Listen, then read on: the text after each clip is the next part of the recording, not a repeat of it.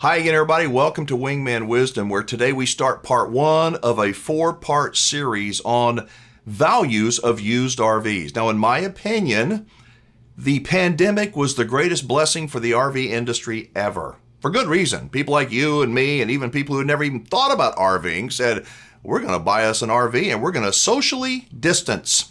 So sales went up. It was good for manufacturers. It's been good for RV dealers. And something happened in that time, something that's never happened before. According to J.D. Power, which is evidently the gold standard, a lot of people think this is the gold standard in what used RV values are worth. Used RVs went up in value, not down. They went up. In many cases, a lot. But is there more to the story? Is there more that J.D. Power and maybe some sleazy RV dealers don't want you to know? They may not even want people like you or me to even think about? That's what we will begin to explore with the smartest man I know in the RV industry, named Kevin Frazer, who's been in the RV industry for more than 50 years. So I brought something up not long ago, Kevin, in a conversation that it just opened up a can of worms in my mind. And it's about the values that I see on used RVs.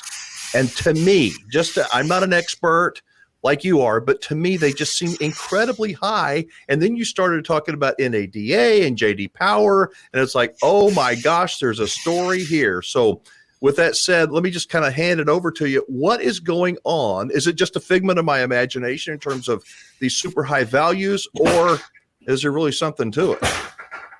Well, you asked me one day, not too long ago, if I knew something about the J.D. Power RV appraisal guide, and I'm afraid I unloaded on you. I probably never shut up. It's a problem I've been thinking about for 30 years. Our firm, Cheyenne Camping Center, resigned from the dealer advisory board in January of this year. After previous efforts, we finally got it done with a registered letter to the editor.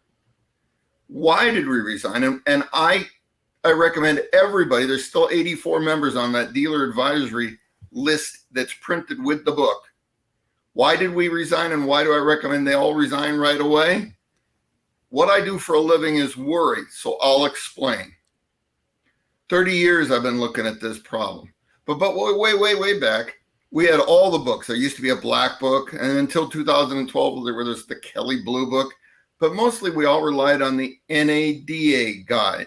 That's the National Automobile Dealers Association, and it's very well respected. And as far as I know, it is the gold standard for other vehicles, for cars and pickup trucks and such. But my brother was invited to become, in the 90s, an advisor, one of those advisors, and he would submit the reports on a regular basis. And the way that the reports worked is you would take vehicles in trade and then sell them. And we sell lots and lots of them.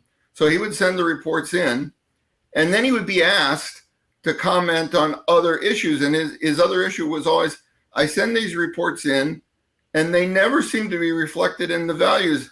They're either high or they're low, but they're never the same. Hang on just a second. So let me see if I understand this right.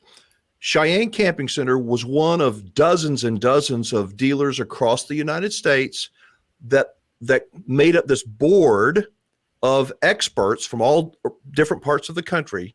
You would fill out reports quarterly, sales-wise, and hopefully you're being honest, and everybody's being honest, and then that would be reflected in the upcoming NADA book, or now the J.D. Power book, yes?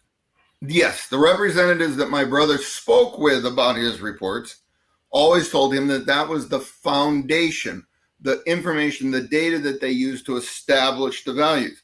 As you know, with certain RVs, they're very low volume. So when Mike would report one and he would see that at a different value, he said, well, that wasn't our experience. And from the 90s into the new century, it would be explained to him that, well, you're from Iowa. Things are cheap in Iowa. In Connecticut and California, they go for more. And I guess we kind of accepted that explanation. But then something happened that got me thinking about an entirely different set of circumstances. Mike was responding with regularity. And then we had the Great Recession. Remember the housing collapse and all the money got tight in 2007 and 8? Mm-hmm. Well, everything lost value. People that had houses then got murdered, but people that had RVs recognized a great dip in the value of RVs. NADA, They owned the recreational vehicle guide then.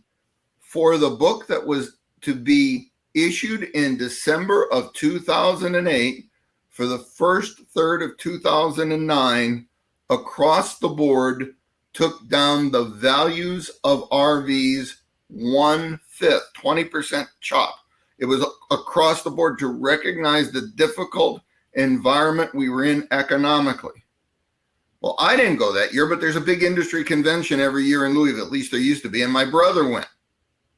And my brother couldn't wait to tell me what happened at the NADA booth at the Louisville show. He said he heard about it in the hall and he rushed over, and it was like, he described it as the black and white version of Frankenstein from the 1930s. He said it was like all these dealers were there yelling at the people at NADA about the decline in values because they suddenly had a problem with their foundation capital, with their dealerships. I know I'm speaking in tongues. No, I totally get it. RV inventory. It looks like you instantly, or not you, but JD Power instantly cropped off assets from their balance sheet. The corporation now doesn't have as much money. They're not worth as much money as they were when this 20% higher number was there.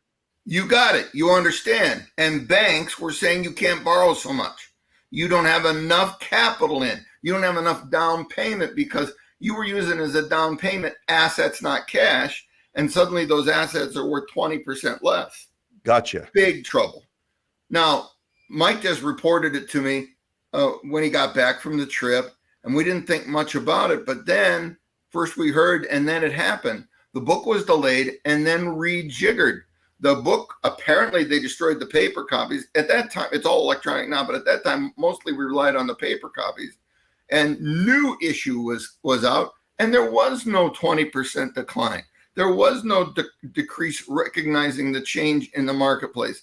And that's when a little light bulb went off above my head. We aren't just using data to determine the value in the NADA. The value in the NADA is determined by pressure from the customers, also known as politics. And so if you're publishing a guide that purports to be, now that's what NADA was purporting to be, we're experts and we know exactly what all these vehicles cost because of the research that we do. And suddenly that research was trumped by concerns from their customers and concerns about losing those customers. And then so they decided it would be in their best interest to just, you know what, let's just do what the customer wants.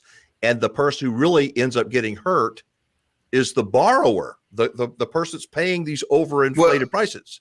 Only if, and it only if they're seduced into believing it. When I started thinking about it in 2008 and thinking about how it could harm Cheyenne Camping Center, it didn't immediately become clear to me what the danger was. But the danger is that a customer overpays for goods and then defaults, and then the bank has a loan that is not properly secured. Well, banks aren't going to sue anybody. Banks never do. They don't. The reason a bank doesn't sue anybody is because they never get a favorable jury. And insurance companies are going to pay a claim on a totaled out RV that wasn't worth anything like that, but they're going to pay it because it's in the book and they don't win in court either. But that was 2008. We're talking 2022. What? I mean, right. the economy has rebounded until recently, and everything has gone up. And so you've been on the dealer advisory board. Your antenna started going up in 2007, 8. And then what happened? What happened was two parts. You know, Kevin Frazer may think of himself as a worrier, but I think of him as a thinker, a deep, deep independent thinker. In my next video, I'm going to ask him, why would one of the nation's most reputable RV dealers resign from the prestigious JD Power RV Dealer Advisory Board? Why? Why do you think? Drop a comment below. Thanks so much for watching. This was part 1 of a 4-part series on used RV values. I hope you will share it on social media and give it a thumbs up. I'm Alan Warren, the RV Wingman. Be safe, have fun, play nice, and don't leave your good manners at home. I'll see you next time.